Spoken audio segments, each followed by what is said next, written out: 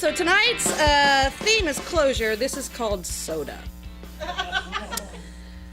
Little kids don't need closure. You notice that? Well, most little kids don't need. Yours truly needed closure. Problem is, for me, closure is a fallacy. I had problems with it even as a kid. All right, so most of the time you can say to a kid, okay, you've had enough Laffy Taffy and bottle caps for one Halloween. Let's put the candy away now. And they'll freak out for a little bit because they're on a sugar high, and they'll, throw a fit by flopping around on the floor like a poop-decked tuna. And they'll call you a meanie and tell you they hate you. And but after that, they'll go play a rousing game of Battleship, and it's over. Although it may resurface in the following days as they demand their goobers, but after a few days, they either tire of the hunt or forget about the leftover wigwag bars and fun diplicamade and go on to live full lives of Barbie doll escapades and spirographing the dining room floor. Me, not so much. I had a difficult time getting closure with the candy, all right? I would ask about it every day, often on the hour, because if we weren't going to eat all the candy necklaces and wax lips, what was going to happen to them? I mean, we couldn't throw it away. I mean, that would be wasteful and heartbreaking and wasteful.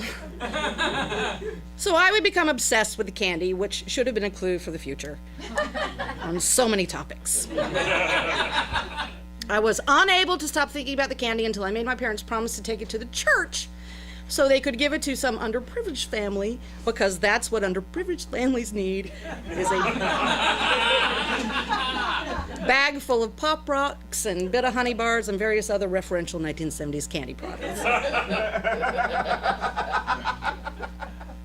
I struggle with closure is what I'm saying, and I always have.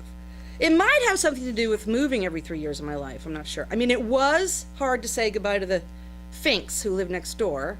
They were the only family I knew whose parents displayed unashamedly on each of their 2 nightstands adult magazines. Being that those magazines are where I saw my first erect penis on what was ostensibly a cowboy, wearing his hat low, his dick long, and his boots high, it was really hard to say goodbye to those magazines. I know I never got closure with that. So you'd think saying goodbye to things that you love on the reg would teach me how to deal with things ending, but not so much. So here's where I think it started. My father's mother died of lung cancer when I was 5. But you can relax, because this is not a cancer story. Nor is it bound to be very poignant, because my father's family is a bunch of hillbillies. So poignant is not on the menu. Being that I was a military kid and moved every 3 years, I didn't really know my grandfather and my grandmother, and I have only 2 distinct memories of her. The first is a memory of my walking into her sick room towards the end, her face lighting up with a big smile, me running to her, jumping in bed with her, laughing and cuddling. Sweet, right? And then the only other memory I have of her is the funeral. So let me set the stage for you a little bit for this. I should begin by saying that at 5 years old, I was adorable. It wore off by the time I got my menses, but this story requires that I set up at 5 years old, I was adorable. I had a face full of freckles, I was pudgy, and I had a British accent. So at this point, we had lived in England for 3 years, and I've told this story before, but for those of you who haven't heard this story prior, I started first grade in England at 4 years old, and I ran home from school one day and told my mother I'd learned a second language. She asked me what language I had learned, and I told her British. She stifled a laugh and encouraged me to show her, so I said, Jack and Jill went up the hill to fetch a pail of water. Jack fell down and broke his crown, and Jill came tumbling after. And that is when I decided to only speak the native tongue, so by the age of 5, I had mastered the British language.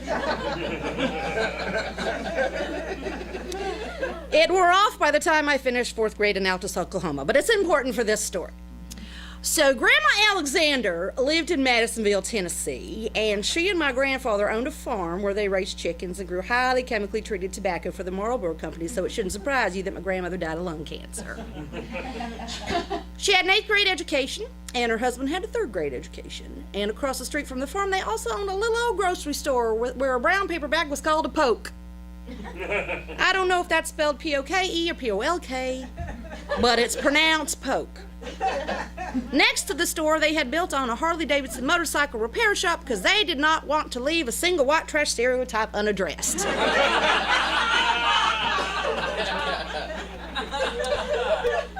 So the first thing I remember about my grandmother's funeral was I had never had a soda pop before that day. That's the first thing I remember.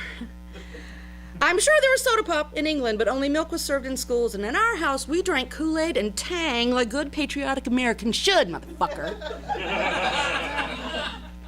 So there was a soda vending machine in the side hall of the funeral parlor. It stood right next to the cigarette machine that sold the Marlboro cigarettes whose chemically treated tobacco killed my grandmother, who was laid out in the next room. When my uncles heard that I had never had a soda, they reacted as someone today might react if a mother said, "My child has never eaten a vegetable," or "No, she can't drink that, she's 5 and still breastfeeding." They were incredulous. But you can trust that they did not then, nor do they now, know what the word incredulous means. So they bought me a grape soda. And it tasted like I imagined the apple from the tree of life tasted to even ago.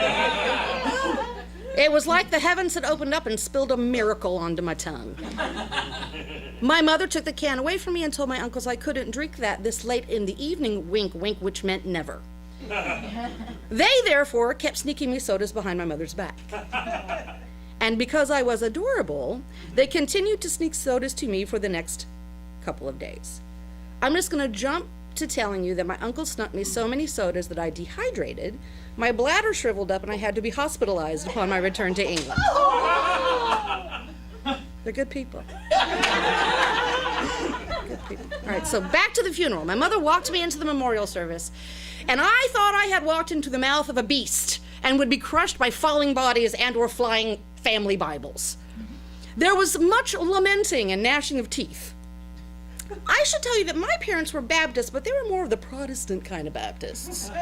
You know, they were uptight, closed-mouthed, closed-minded, well-behaved, and quietly judgy. Quietly.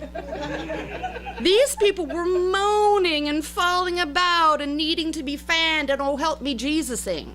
We had just flown in from England. People don't behave like that in England unless they're in the Parliament. So here's what happened. I was holding tight to my mother's hand, and she walked me up to view my grandmother.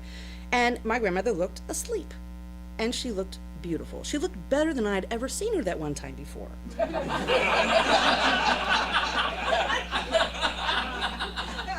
I'd seen a dead cat, and I had seen a dead bird that my cat had killed before it died, but I'd never seen a dead person, so I was not convinced. She looks asleep. No, honey, that's not Grandma. That's just her outside. She's gone to be with Jesus. She looks asleep. I'd like to nudge her awake. Oh, baby, she's not going to wake up. She's not in there anymore. Here we go. I'm going to make everything all right. Hit me up, Mommy. I'm going to nudge her awake. So this went back and forth, and knowing my issues with closure, and that I would not stop demanding this, my mother picked me up and let me nudge my grandmother on her hand. And when I touched her, she felt cold and hard like a water-worn stone. In response to this, I began to scream. I let out the highest-pitched, loudest, longest, most ear-piercing scream, all newt being taken by Ripley's Alien style, that a child has ever uttered. So my mother tucked me under her arm like a rolled-up carpet and rushed me out, but not before we both noticed that all the wailing Walters had fallen into a stunned silence at my screeching. Mine was the sole voice in the darkness as she whisked me out to the car where I could continue to scream out of earshot of the grief-stricken. So a lengthy conversation followed, during which my mother tried again to explain that Grandma wasn't there anymore, that she'd gone to heaven.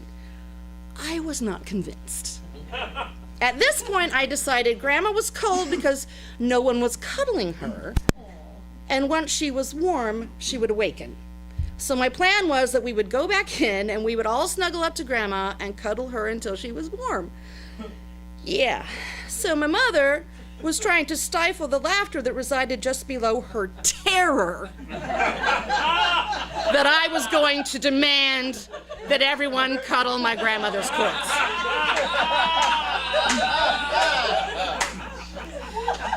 It was clear I was not going to get closure without this plan being executed, and it was also clear that my grandmother was not going to warm up and wake up. So here's what my mother did. She petted my head and said, "Okay, but first, do you want a grape soda?" And that's how I got closure with my grandmother's passing. So I'm not good with closure is what I'm saying, and never have been. And I am of the thinking that I don't get over one thing until another thing can take its place.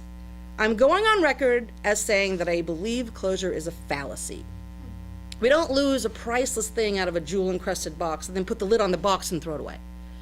That would be wasteful and heartbreaking and wasteful.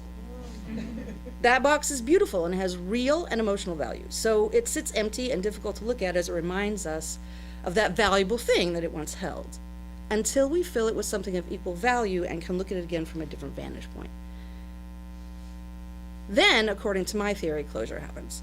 So if any of you here tonight are looking for something to put in your box, allow me to suggest grape soda.